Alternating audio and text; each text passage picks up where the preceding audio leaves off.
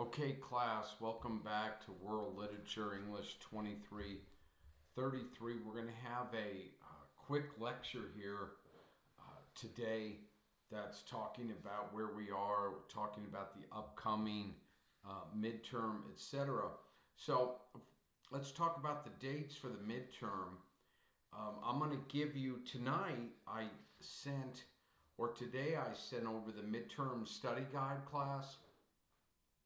And so you'll find that under the announcements for this class. And the midterm study guide for your midterm, which you will hand in on March 10th, you need to study and annotate the following selections. So in the midterm, we're just going to be dealing with Gulliver's Travels, which we've talked about, I've lectured about, and we're going to talk about Voltaire's Candide, okay?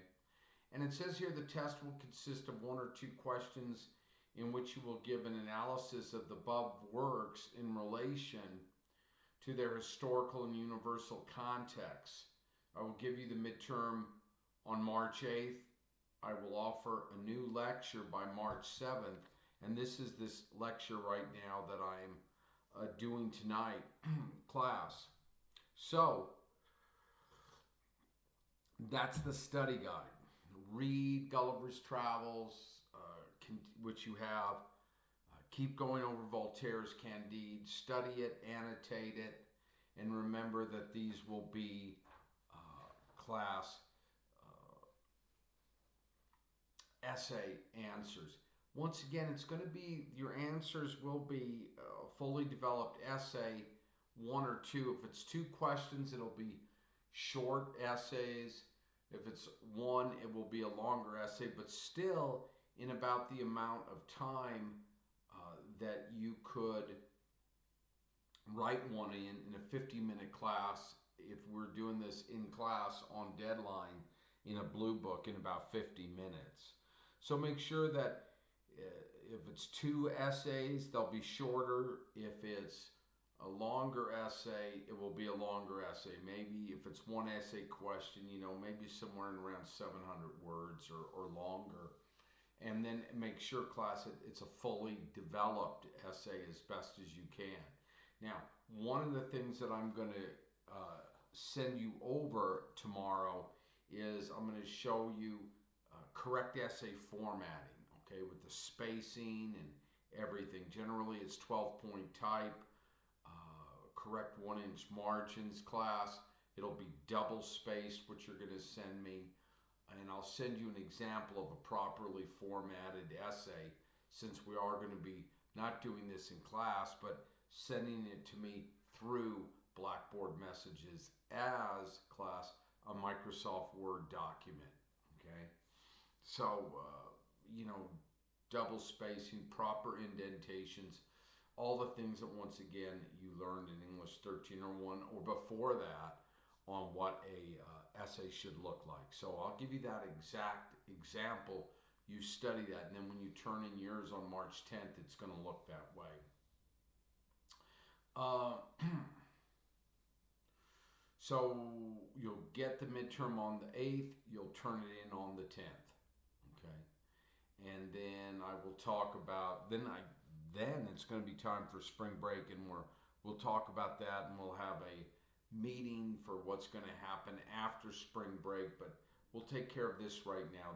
The next upcoming assignment we have, which is this midterm. Okay, which is this midterm. So class,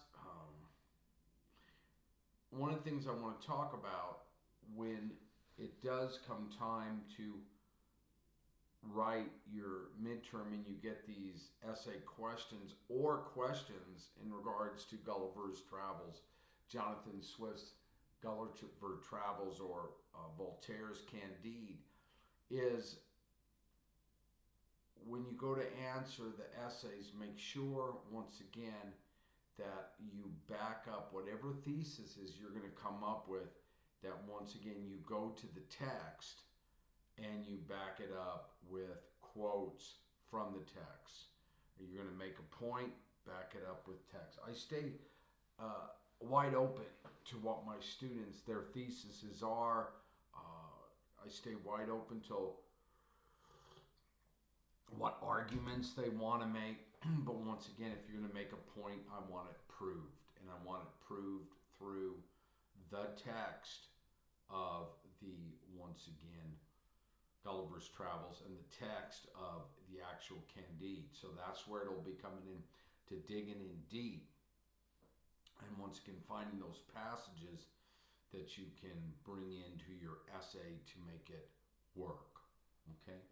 So one of the things that I want to do or finish with is I want to talk about last time we had a great discussion, or I finished up discussing Jonathan Swift, and I gave you some questions in regards to Voltaire and Candide. I lectured on Voltaire, I lectured on Candide,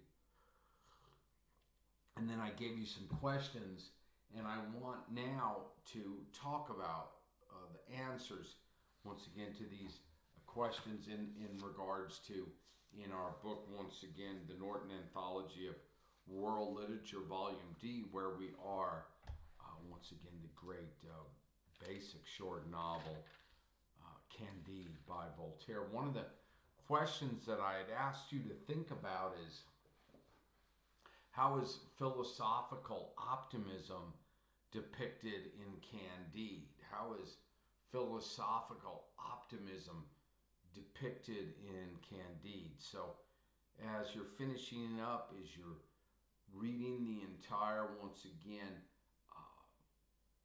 novel, it's a question I wanted you to play over and over in your mind. And one of the ways, once again, class, that philosophical optimism is portrayed is it's championed by Gottfried William Leibniz.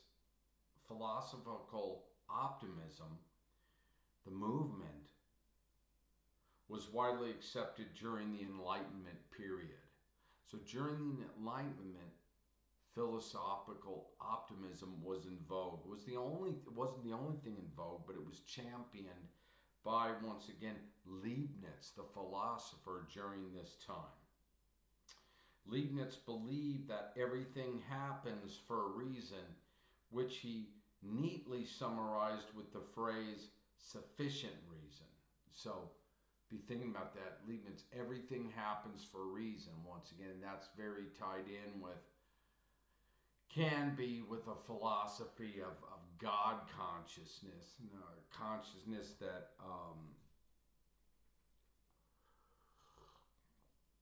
it was instructed or given by God, the preordained, the way things were supposed to happen. Happens for a reason, which he neatly summarized with the phrase sufficient reason.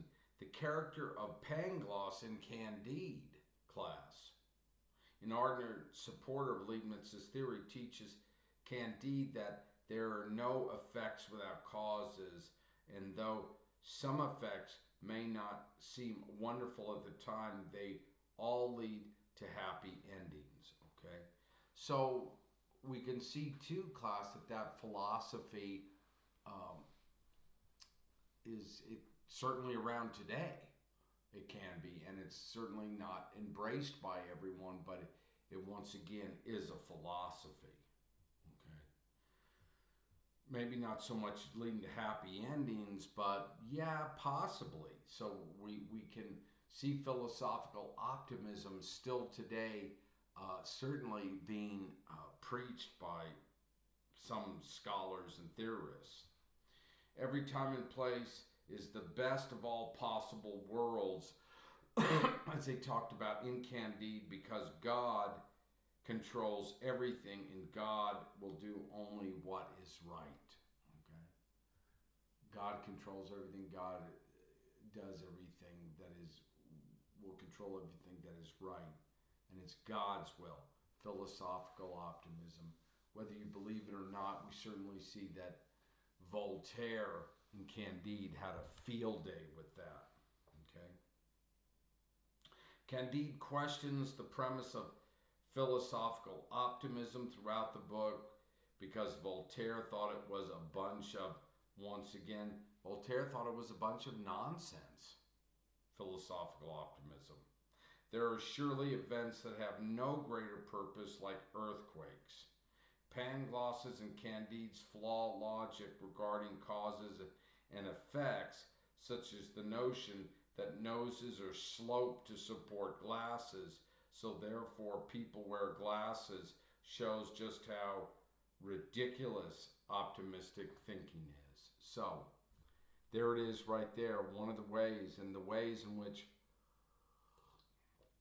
philosophical optimism is portrayed in Candide. Seeing parts of it or maybe being as ridiculous. So when we look today and we can see in society that this is a philosophy that once again we can see sometimes preached by ministers, we can see preached by philosophers, and whether it's right or wrong, it's still out there nowadays. Excellent. So that takes care of our first question. And what is the significance of the disease number 2 that Pangloss contracts in Candide?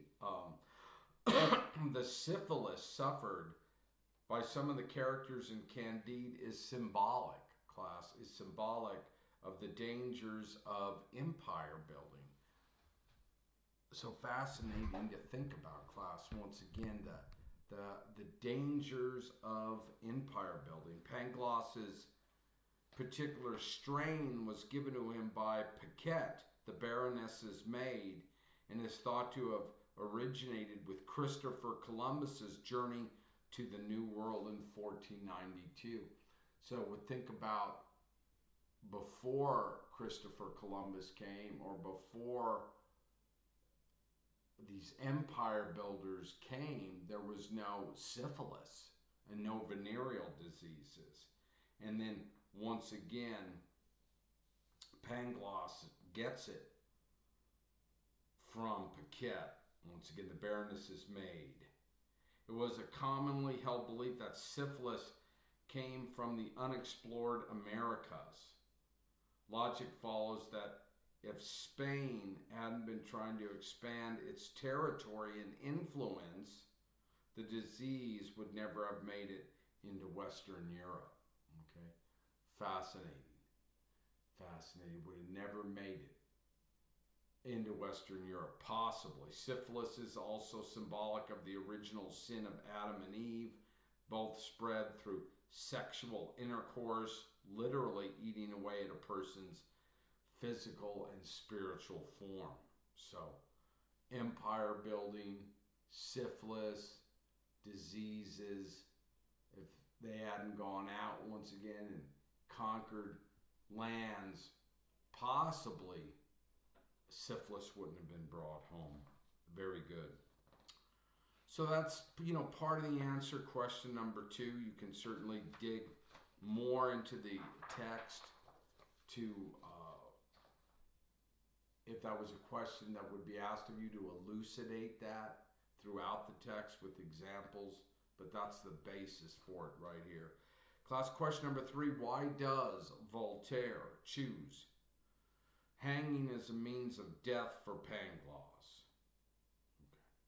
Why does Voltaire choose hanging as a means of death for Pangloss in Candide? Question number 3 I asked you. Pangloss is hanged for being a heretic, an opponent or of a disbeliever in the dominant religion. So that's why. Doesn't believe in the dominant religion, boom, he's hung. In Spain and Portugal, that religion at that time certainly was Catholicism. The Spanish Inquisition was a government body formed in the 1940s to rid Spain of people who did not follow Catholicism. Okay? Spanish Inquisition, where they would go out once again and conquer and kill for the Catholic Church. The Portuguese Inquisition followed in the 1530s. Pangloss is suspected of heresy. During his dinner with the agent of the Inquisition. He tells everyone that the earthquake in Lisbon was predetermined by God and everything was for the best, right? Once again, for the best. A sort of philosophical optimism there. The agent of the Inquisition is suspicious about this line of thinking and asks Pangloss whether Pangloss believes in original sin. Okay. He's essentially saying that original sin in the fall of man had to happen. Humans didn't do anything to make them happen. The ancient reads us that Pangloss doesn't believe in free will, right? And so once again, Pangloss's difference of opinion is what gets him portrayed as a heretic, and he is hanged for this. Hanging wasn't the usual mode of execution in the Inquisition. Burning at the stake was more popular, but Voltaire needed a way to resurrect Pangloss later in the story. It's easier to fake or recover from a hanging than a burning. Okay, so we also see, class, in there, there's humor. There's humor throughout, and it's satire throughout, and there's hyperbole throughout. And that's why it's, once again, class, such an excellent read. And then I think we'll just move to question number 5. How does philosophical optimism color Candide's reactions to the death of Don Issachar and the Grand Inquisitor? How does philosophical optimism color Candide's reactions to the deaths of Don Issachar and the Grand Inquisitor? The answer: Candide feels no remorse for the deaths of Don Issachar and the Grand Inquisitor. He has been taught that everything happens for the best and that humans have, once again, here it is, no free will. No free will. Though he has questioned Pangloss's teachings, he couldn't possibly feel bad for killing these two men because, as he believes, his actions are, once again, predetermined by God. Who is he to question God's rule or what was referred to as divine rule? Cunegonde has the opposite reaction to the deaths of the two men who held her hostage. While part of her may be glad to be free, she is greatly troubled by the consequences that may lie ahead for her and Candide. She rejected Pangloss's optimism long ago, and her naive idealism has been replaced by life-hardened realism. Candide sees the situation with optimism. The men holding his beloved are no longer a problem, but Cunegonde's can look at it only with, once again, extreme pessimism. So there we go, class, in a nice overview and discussion of Candide. Voltaire's Candide. Now, one of the things, so we have everything set up then, class, for your midterm. I'll give it to you on the 8th. You'll hand it in on the 9th, as I mentioned before. I'm going to show you how it needs to be formatted. You'll hand it in, once again, just through Blackboard Messages, and you can mark it midterm. And then usually it'll take me, from the time it comes in, class, about generally 2 weeks. We won't have to get into that now, but 2 weeks to get a set of papers back. Very good, class. And then, once again, everyone is signed up for their oral presentations, which will start after we move through after spring break. And we have all that down and the dates down and everything. I'll review that again with you, and that will all happen, class. Once again, start happening after the midterm, but right now the main thing that needs to be done is to get through this midterm. So class, once again, remember that under announcements, I've given you the study guide. The midterm will come on the 8th. You'll turn it in on the 10th. Be thinking about these answers that we just dealt with now in regards to Candide. And with that said, I think that's about it, class. So have a good evening. This is a bit of a short lecture today, but not too short. Have a good evening. Good luck once again in your studies, and we will see you again soon. Okay, and talk to you again soon. Good luck, good luck, good luck, and I hope your family's well, and I hope you're enjoying our somewhat, it seems like, spring weather here in the borderlands. Take care. Bye-bye.